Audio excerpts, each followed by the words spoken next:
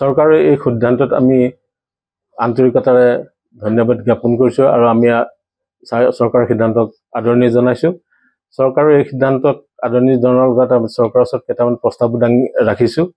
আগন্তুক বিশ্ববিদ্যালয়খনৰ নামাকৰণ আনন্দৰাম বৰুৱাৰ নামত হোৱাটো আমি বিচাৰোঁ আৰু মূল প্ৰশাসনিক বিশ্ববিদ্যালয়ৰ প্ৰশাসনিক ভৱনটো উত্তৰগুৱাহাটীত থকাটো বিচাৰোঁ আৰু প্ৰশাসনিক ভৱনটোৰ নামো আনন্দ ভৱন ৰখাটো আমি বিচাৰিছোঁ।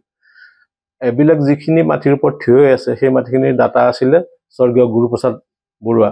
গতিকে গুৰুপ্ৰসাদ বৰুৱাৰ নামত প্ৰস্তাৱিত বিশ্ববিদ্যালয়ত এটা ভৱন বা এটা সভাঘৰ থকাটো আমি বিচাৰোঁ আৰু আনন্দ বৰুৱা স্মৃতি সংৰক্ষণ সমিতিৰ জন্মৰ সৈতে যিজন মানুহ ওতপ্ৰোতভাৱে জড়িত আছিল তেখেত আছিল গোলাপ চন্দ্ৰ চৌধুৰী। তেখেতৰ নামতো প্ৰস্তাৱিত বিশ্ববিদ্যালয়ত এটা ভৱন বা সভাঘৰ থকাটো আমি বিচাৰিছোঁ আৰু এই বিশ্ববিদ্যালয়খনত আনন্দৰাম এবিলেকৰ যিটো উদ্দেশ্য আছিল অসমীয়া খিলঞ্জীয়া ভাষা সংস্কৃতি সংৰক্ষণ আৰু সমৃদ্ধিৰ কাৰণে কাম কৰা, সেই একে উদ্দেশ্যটো বিশ্ববিদ্যালয়খনে থকাটো আমি বিচাৰিছোঁ। বিশ্ববিদ্যালয়খনে সেই একে উদ্দেশ্যত কাম কৰাটো আমি বিচাৰিছোঁ আৰু প্ৰস্তাৱিত বিশ্ববিদ্যালয়ত যি নতুন নিযুক্তিৰ সম্ভাৱনা থাকিব তাত স্থলুৱা যুৱক যুৱতীৰ যোগ্যতা ভিত্তিত নিয়োগ হোৱাটো আমি বিচাৰিছোঁ। নমস্কাৰ। আমি আভিলেখ পৰিয়ালৰ সকলো সদস্য এই ক্ষেত্ৰত আমাৰ অসম চৰকাৰৰ এই যিটো পদক্ষেপ সেই পদক্ষেপক আদৰণি জনাইছোঁ আৰু ইতিমধ্যে আমি কিছু কাম আগবঢ়াইছোঁ কাৰণ আমাৰ মাননীয় শিক্ষামন্ত্ৰী মহোদয়ে কৈছে অনতিপলমে কামখিনি আগত লৈ যাব লাগিব। আমি ইতিমধ্যে আনন্দৰাম বৰুৱা স্মৃতি সংৰক্ষণ সমিতিৰ সকলৰ লগত আমি আলোচনাত বহিছোঁ আৰু তেওঁলোকে এই ক্ষেত্ৰত অত্যন্ত উৎসাহ প্ৰকাশ কৰিছে।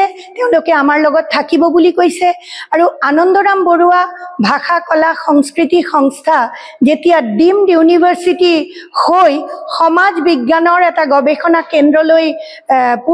কেন্দ্ৰলৈ পৰিণত হ'ব তেতিয়া ভাবোঁ যে আমাৰ সকলোৰে কামৰ পৰিসৰ বৃদ্ধি পাব, আমি নতুন বিষয়ত আগবাঢ়ি যাব পাৰিম আৰু এই ক্ষেত্ৰত আমাৰ যিটো আচল উদ্দেশ্য, এই সংস্থাৰ যিটো আচল উদ্দেশ্য সেই উদ্দেশ্য সম্পূৰ্ণৰূপে উদ্দেশ্য পূৰণ হ'ব আৰু পণ্ডিত প্ৰবৰ আনন্দৰাম বৰুৱা দেৱৰ যিটো সপোন আছিল সেই সপোন সাকাৰ হ'ব বুলি আমাৰ বিশ্বাস। নমস্কাৰ।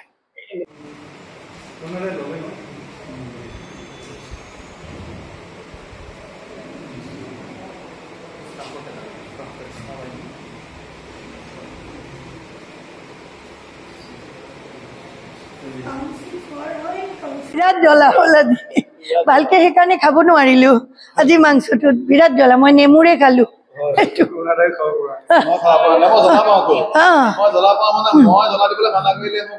হয়